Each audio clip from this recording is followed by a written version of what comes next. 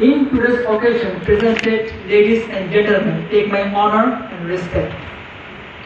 As we all know that Buddha Purnima is the greatest festival for the followers of Buddhism. It is a very sacred festival for all of us. It is also known as Buddha Jayanti. Buddha Purnima is celebrated in the full moon day of the month Boishak. That is why it is also known by the name of Boishakhi Purnima. The day is very sacred because three most important events of Buddha's life have took place in this Purnima.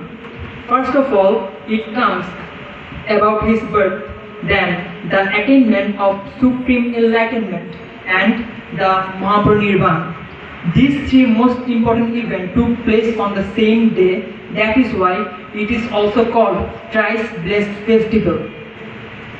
It's also a vital time to reflect on his teaching and what it actually meant to the Buddhist and to be a Buddhist. The teachings are aimed only at liberating all living beings from suffering. The basic teachings of Lord Buddha consider the core of Buddhism. These are the three universal truths, four noble truths, and the eightfold paths. This festival is a sign of peace and celebrates with grandeur. The Dharma Chakra is the symbol of Vaishak Puja. The Buddha tree is the sign of Lord Buddha's meditation. And so, on this auspicious day, we the Buddhists sprinkle scented water on the Buddha tree and milk. The lamp is lit in every houses and temples of the Buddhists, and they are beautifully decorated with flowers. Devotees offer kheer on the eve of Buddha Purnima after bathing the Buddha statue. On this day, Buddha especially eat any kind of dishes except the dishes with meat as a symbol of our compassion for all the living creatures. A festive mood pervades in every houses and temples. Buddhists wear new clothes, go to monasteries, give charity, and listen to the lessons of the Lord Buddha from the monks. It is a gadgeted holiday, so all the school, colleges, universities, and any other institution remain closed. Lord Buddha's teachings are crucial for mankind. Once in the century, such deities are born.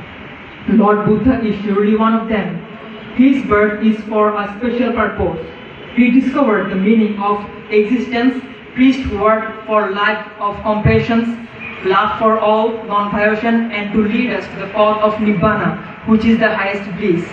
Not only the Buddhists, but also the people from other religious beliefs should follow the Buddhist rules and live their life on the way shown by the Buddha. Let us remember his teachings and spread messages of universal brotherhood and compassion for everyone. May Buddha Purnima's full moon today remove the darkness of ignorance from our lives and guide us to the path of peace and enlightenment. That was all from my side. Thank you all and happy Buddha Purnima. I would like to request my younger brother Deepal Barua to say something about the international recognition of Buddha Purnima as Vaishak Day. Thank you.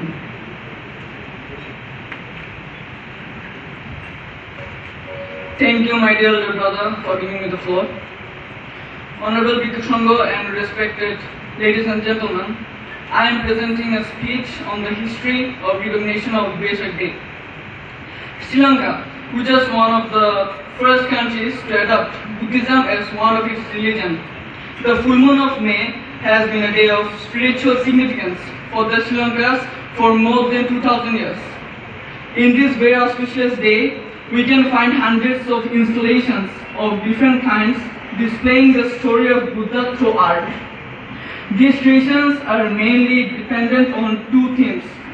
Firstly, the life and teaching of Lord Buddha. And secondly, the inspiring stories which we can get from the past lives of Lord Buddha. The creation of these installations that try their best to bring out a message and remind us of the Buddha's great accomplishments in teaching all kinds of people the Dharma and the way to find the truth from within our heart. From the military to civilians, clergy to laymen, old and young, thousands participate to add the festival's vibrant and pulsating rhythm. We can notice that they are overcome with feelings of joy and amazement. A traditional practice can be seen where people together sing the devotional songs about Buddha and his lessons, which are mostly on monasteries, and sometimes we can see that on decorated boats. Besides all this, the real message of Vesak is Buddha's teaching of universal compassion and spiritual purification through meditation. The Buddha's teaching explains the skillfulness through faith and skillfulness through practice. Then the time came for making the decision to agree in celebrating Vesak as Buddha's birthday, which was formalized on the first conference of World Fellowship of Buddhists held in Sri Lanka in 1950. Their resolution was adopted at the Buddha World Conference at last. The General Assembly, by the resolution acknowledgement 54 by 115 of 1999, recognized internationally the day of Vesak to 2.5 millennia. That continues to make to the spirituality of humanity. And in the year 2000, the United Nations resolved to internationally observe the Vesak Day annually at its headquarters and offices. From that time, we have been celebrating this day every year, all around the globe. May you be enlightened and guided to the path of peace, harmony and blissfulness. Wishing you all a very happy Buddha Purnima. Thank you.